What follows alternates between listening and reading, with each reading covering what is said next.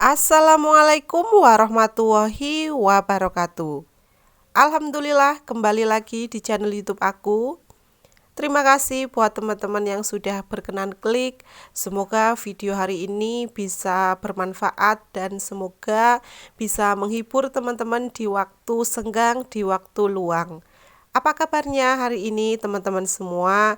Semoga senantiasa diberi kesehatan, keselamatan, dan keberkahan. Oke, seperti biasa aku mau share lagi kegiatan aku di warung sembako ya. Semoga teman-teman gak bosen lihat video aku yang itu-itu aja. Karena kadang aku bingung juga ya, sudah sering bikin video di warung, terus mau bikin video apa lagi nih, mau bahas apa lagi nih, kadang itu bingung ya teman-teman. Dan masih banyak banget teman-teman yang komen itu aku disuruh review harga. Nah, tolong ya teman-teman, sebelum komentar bisa teman-teman lihat video-video aku sebelumnya karena aku sudah beberapa kali bahas tentang review harga atau sharing harga kulakan dan harga jual. Semoga teman-teman bisa menikmati video aku, bisa memahami video aku. Video ini aku ambil pas di hari Minggu kemarin. Seperti biasa, kalau hari Minggu aku sedikit leyeh-leyeh dulu ya teman-teman, malas-malasan dulu.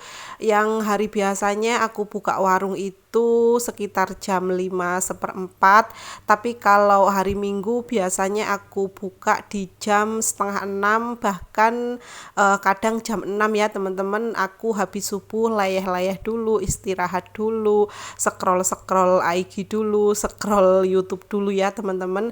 Karena kalau hari Minggu anak-anak libur sekolah sedikit lega gitu ya, nggak buru-buru. Beda kalau hari sekolah ya teman-teman, Masya Allah sekali kalau pagi itu pokoknya sudah sibuk lah bolak-balik warung, bolak-balik rumah. Jadi warung aku itu beda sama rumah ya teman-teman. Warung aku itu ada di rumah ibu aku. Jadi kalau ada yang beli aku ke warung. Nanti kalau pas nggak ada pelanggan aku balik lagi ke rumah buat masak sama bersih-bersih. Jadi kalau pagi itu ya udah capek duluan ya harus bolak-balik warung. Karena kalau pagi alhamdulillah itu lumayan rame ya teman-teman. Aku sebagai IRT yang mempunyai usaha warung sembako kecil-kecilan harus banget pinter bagi-bagi waktu. Pas nggak ada yang beli ya aku di rumah gitu ya teman-teman, atau enggak di warung sambil nungguin warung aku beres-beres warung, aku beres-beres belanjaan. Kalau beres-beres belanjaan biasanya aku kerjain pas si adik itu lagi bubuk.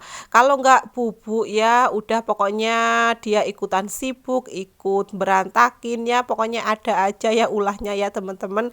Makanya sekarang aku itu untuk tag video kadang kerepotan sekali ya teman-teman. Anak yang nomor 2 itu lagi rusuh-rusuhnya. Oke, hari ini aku mau bahas tentang pelanggan kita. Nah, kita sebagai pelaku usaha harus banget, wajib banget kasih servis yang terbaik untuk pelanggan kita. Pelanggan kita itu ya bisa diibaratkan memang raja ya teman-teman. Aku setuju sih karena kita mencari pelanggan itu susah sekali ya teman-teman. Untuk membangun kepercayaan pelanggan itu juga susah. Untuk membangun ibaratnya keramahan kita sama pelanggan itu juga susah. Makanya kalau udah dapat pelanggan harus bener-bener dihati-hati banget ya. Jangan sampai pelanggan itu kecewa sama jualan kita, terus nanti mereka malah pindah ke warung yang lain. Nah, itu juga akan merugikan kita ya teman-teman, merugikan warung sembako kita. Memang banyak sekali macam-macam sifat pelanggan kita. Ada yang orangnya enak, ada juga yang orangnya cerewet, ada juga orang yang sukanya nawar. Pokoknya bermacam-macam warna ya, teman-teman. Tapi semua itu harus kita sabari karena kalau kita sudah berniat membuka usaha atau jualan ya kita harus siap sama konsekuensinya ya, teman-teman. Itu pokoknya ya nggak harus mulus terus, pasti ada kerikil-kerikilnya. Nah, untuk pelanggan aku sendiri itu aku ceritain di sini ya teman-teman, pokoknya lucu ya. Nah, ada nih salah satu pelanggan aku, beliau ini pokoknya beda RT lah sama aku, agak jauh ya dari warung aku. Kalaupun belanja itu jarang sekali ya teman-teman, nggak pasti 1 minggu sekali. Nah, ini beliau itu tiba-tiba datang ke warung aku bawa catatan gitu ya, catatan belanja itu tuh banyak teman-teman, ada beberapa macam gitu ya. Nah, aku udah seneng nih, kirain beliau itu datang ke warung mau belanja ya, karena sudah membawa catatan. Nah, pas sampai warung dia kasihkan catatan itu ke aku, kirainnya mau belanja beneran ya teman-teman. Taunya apa? Beliau itu cuman harga teman-teman sudah ditulis gitu ya dari rumah, misalkan barang ini berapa, barang ini berapa, itu tuh udah ditulis gitu ya. Terus aku disuruh nota harganya berapa. Dia tuh cuman minta harga aja teman-teman, aku juga nggak mudeng ya karena beliau itu sudah sedikit sepuh ya, ya sih belum sepuh sekali, mungkin umurnya sekitar 50 tahun gitu ya.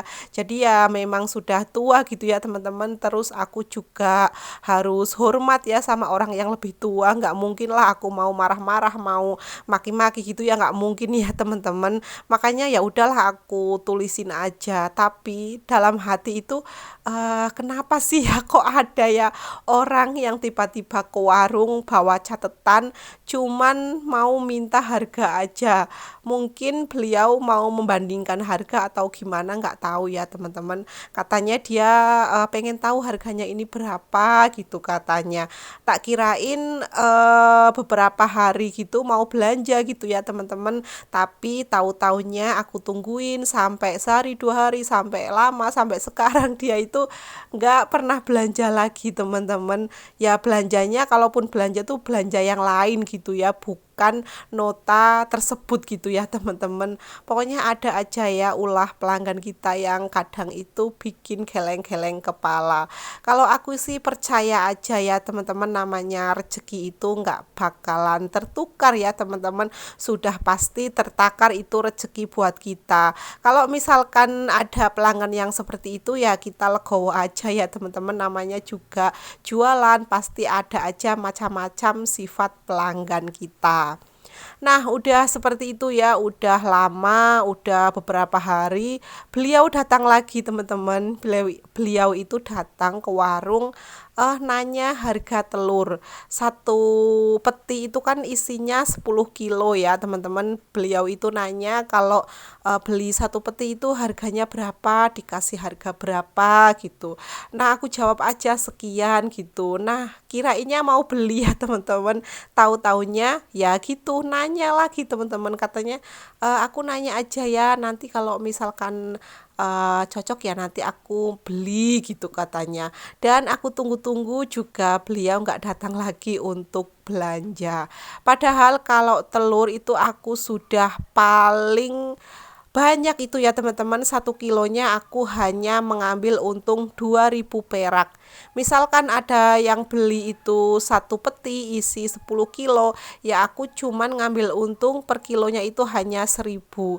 Jadi kalau satu peti itu aku cuman untung 10.000, itu udah mepet banget ya teman-teman. Kalau misalkan mau dimurah-murahin ya nggak bisa ya, nanti kita nggak ada untungnya. Udah capek-capek jualan malah nggak ada untungnya. Jadi ya kita terima aja dengan legowo kalau mereka belum mau belanja di warung kita. Macam-macam sifat pelanggan kita, ada yang baik, ada yang kadang rewel, ada juga yang kadang bikin jengkel, tapi semua itu wajib kita hormati ya teman-teman, pelanggan kita, karena kalau nggak ada pelanggan pastinya warung kita juga nggak bakalan laku. Kita ya sama-sama untung ya teman-teman, kita butuh pelanggan, mereka juga butuh penjual seperti kita. Kalau penjualnya ramah, murah senyum, enggak baperan, insya Allah mereka juga bakal seneng kalau datang ke warung kita. Kalau lagi belanja dibikin bercanda-bercanda gitu ya teman-teman. Biasanya aku seperti itu kalau sama orang yang sepuh gitu terus nawar-nawar barang. Biasanya aku sautin sama bercandaan gitu ya biar enggak kaku gitu suasananya. Kita sebagai pelaku usaha banyak banget ngadepin pelanggan-pelanggan kita yang bermacam-macam wataknya. Ada aja ya teman-teman yang kadang bikin lucu gitu ya.